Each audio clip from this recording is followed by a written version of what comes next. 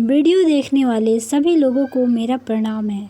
आज मैं जो टॉपिक लेकर आई हूँ वह अखंड ज्योति अगस्त 2021 से लिया गया है। आज का हमारा टॉपिक है नर और नारी एक समान। नारी सृष्टि की एक अनमोल कृति है, श्रेष्ठतम रचना है। स्वामी विवेकानंद के शब्दों में कहें तो ईश्वर की प्रथम अभिव्यक्ति ही वह हाथ है जो पालना झुलाता है। संसार में चेतना के आविर्भाव का श्रेय नारी को ही जाता है। वह अपने वात्सल्य से, प्रेम से, साधना से, सेवा से, संवेदना से पूरे परिवार, समाज और राष्ट्र को सींचती है। नारी की महत्ता को ऋग्वेद ने कुछ इस प्रकार प्रकाशित किया है। कैसे?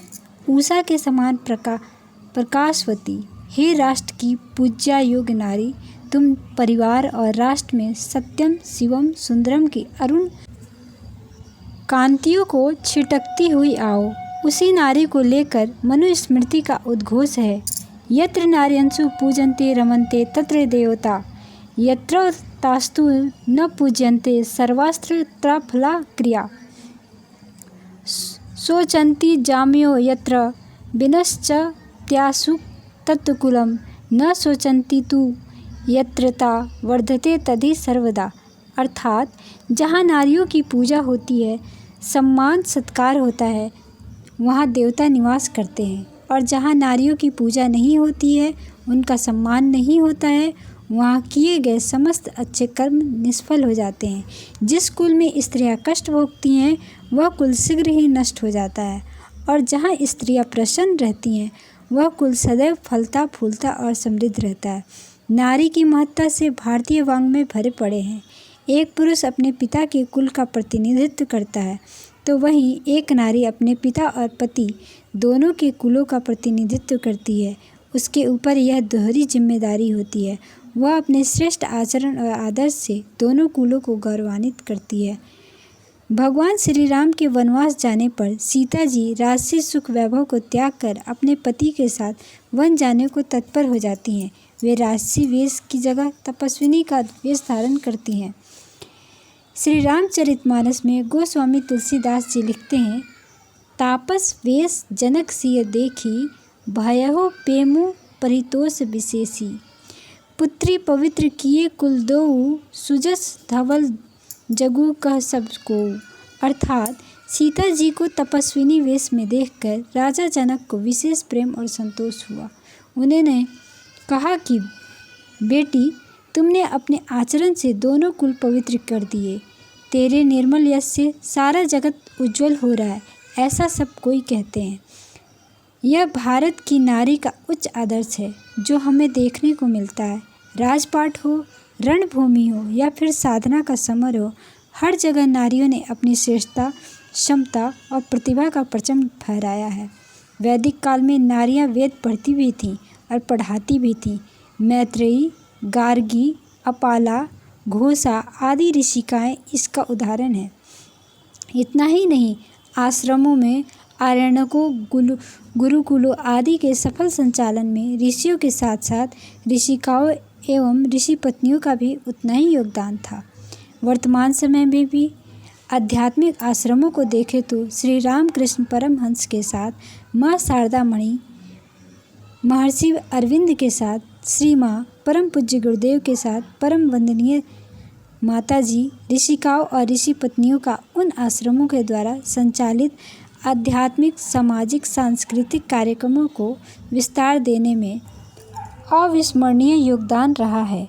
भारत के स्वाधीनता आंदोलन में कस्तूरबा बाई सदैव महात्मा गांधी की छाया बनकर पग पग पर उनका साथ देती रहीं।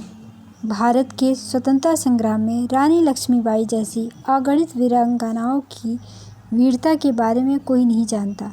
क्रांतिकारियों के बीच दुर्गा भाभी के नाम से मशहूर दुर्गा देवी के योगदान को भला कैसे भुलाया जा सकता है।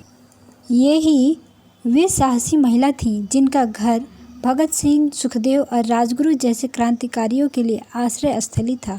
वे सारे क्रांतिकारी अंग्रेज सिपाहियों और अधिकारियों की नज़र से बचने रहने के लिए इन्हीं दुर्गा देवी के घर में शरण और भोजन पाते थे। जो पैसे उनके पति उनके बुरे समय के लिए छोड़ गए थे, वह भी उन्होंने इन क्रांतिकारियों को दे दिए थे। अपने 3 साल के बेटे को साथ लेकर इस साहसी महिला ने भगत गुरु और राजगुरु को अपने परिवार का नौकर बताकर अंग्रेज सिपाहियों की नज़रों से बचाया था और ये तीनों लखनऊ के लिए ट्रेन में बैठ गए थे। ऐसी असंख्य नारियों ने भारत के स्वतंत्रता आंदोलन की गति प्रदान की थी। भारत की बेटी सती सावित्री ने तो अपने तप बल से मृत्यु के देवता यम की आंखों में आंखें डालकर उन्हें अपने पति सत्यवान के प्राण को वापस करने के लिए विवश कर दिया था। वस्तुतः नारी कोई अबला नहीं बल्कि सबला है। नारी उतनी ही साहसी और समर्थ है जितना कि पुरुष। नारियों ने अवसर मिलने पर समय समय पर अपने अदम्य साहस और शक्ति का परिचय बखूबी दिया है। वस्तुतः नर और नारी मनुष्य के 2 रूप हैं। मनुष्य ईश्वर का अंश है, अस्तु नर की तरह नारी भी उतनी ही सामर्थ्यवान है जितना कि पुरुष। आत्मा न तो नर है न ही नारी। नर और नारी का शरीर तो आत्मा का आवरण मात्र है। वस्तुतः नर और नारी आत्मिक तल पर एक ही हैं। इसलिए कहा गया है नर और नारी एक समान। नर और नारी में कोई भेद नहीं। इस संबंध में मनुस्मृति ने क्या खूब कहा है, द्विधा कृत्वात्मनो देहमर्धेन पुरुषो अभवत् अर्धेन नारी तत्सताम स विराजमत सृज प्रभु। अर्थात हिरण्यगर्भ ने अपने शरीर के 2 भाग किए, आधे से पुरुष और आधे से स्त्री का निर्माण हुआ। कहने का तात्पर्य यह है कि दोनों में तत्वतः कोई भेद नहीं। हाँ, नर और नारी में शारीरिक संरचना में अंतर तो है, पर त्याग, तपस्या, साहस, शौर्य, मनोबल, आत्मबल, पुरुषार्थ, प्रतिभा आदि के स्तर पर कोई अंतर नहीं है। नारी शक्ति है। शक्ति के बिना शिव भी शव के समान है। शिव का अर्धनारीश्वर रूप भी इस बात का द्योतक है कि नर और नारी में कोई भेद नहीं, बल्कि तत्वतः दोनों एक ही हैं। नर और नारी की सम्मिलित शक्ति से ही परिवार, समाज, राष्ट्र और विश्व का निर्माण होता है। नर और नारी की सम्मिलित शक्ति से ही परिवार, समाज और राष्ट्र सशक्त और समृद्ध होता है। नारी शक्ति की उपेक्षा कर, उसे कमज़ोर कर, उसे विकास के अवसर से दूर कर कोई भी परिवार, समाज, राष्ट्र सशक्त और समर्थ नहीं हो सकता। नारी पुरुषों की प्रतिद्वंदी नहीं बल्कि पूरक है। दुर्भाग्यवश नारियों को लेकर समय समय पर समाज में उपजे दकियानुसी विचारों और मूढ़ मान्यताओं के कारण नारियों के मनोबल, आत्मबल को कमज़ोर करने का कुत्सित प्रयास किया जाता रहा।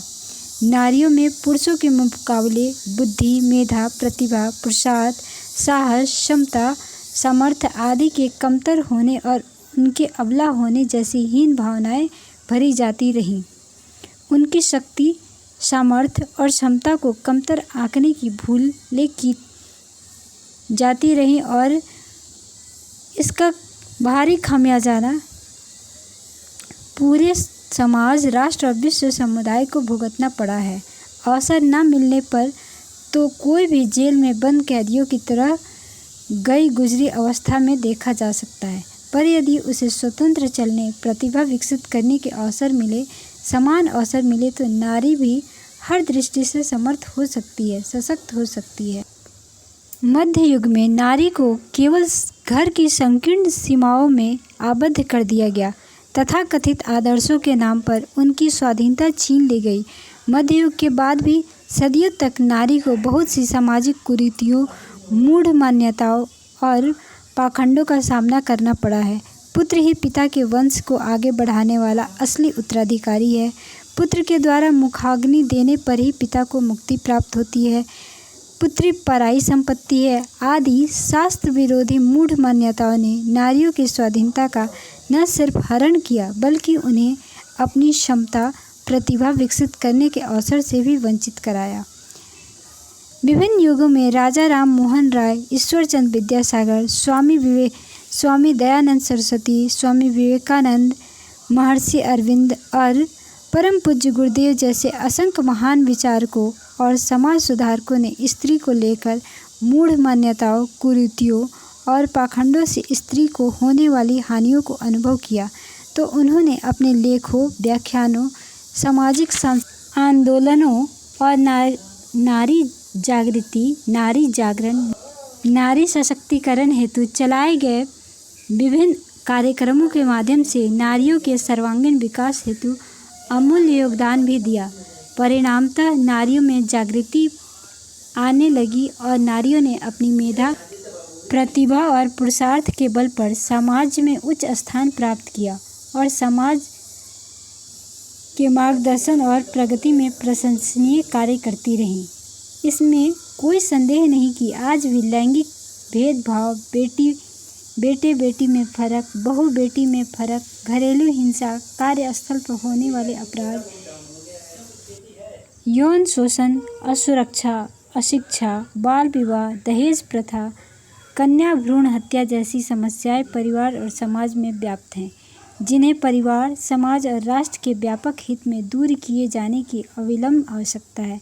नारी सशक्तिकरण को लेकर स्वामी विवेकानंद ने ठीक ही कहा है, मातृभूमि एवं नारी जाति के प्रति कर्तव्य भाव, सम्मान भाव एवं नारी जाति के स्वयं जागरूक होने से ही हमारे देश का भविष्य उज्जवल हो सकता है। जिस देश में, जिस जाति में स्त्रियों का सम्मान नहीं, उसकी शक्ति, सामर्थ्य और प्रतिभा विकसित करने के प्रयास, पुरुषार्थ और अवसर नहीं, वह देश, वह जाति कभी बड़ी नहीं हो सकती, विकसित नहीं हो सकती। तो आज के लिए बस इतना ही। ये वीडियो काफ़ी लंबा हो जाएगा, इसलिए मैंने इसके 2 पार्ट बनाए हैं। अगला पार्ट अगले दिन। तब तक अपना ध्यान रखिए, खुश रहिए, मस्त रहिए। वीडियो में अंत तक बने रहने के लिए आपका बहुत बहुत धन्यवाद। मेरे चैनल पे पहली बार आए हो तो सब्सक्राइब कर लें और वीडियो पसंद आया हो तो लाइक करें और शेयर करें। धन्यवाद। आपका दिन शुभ हो।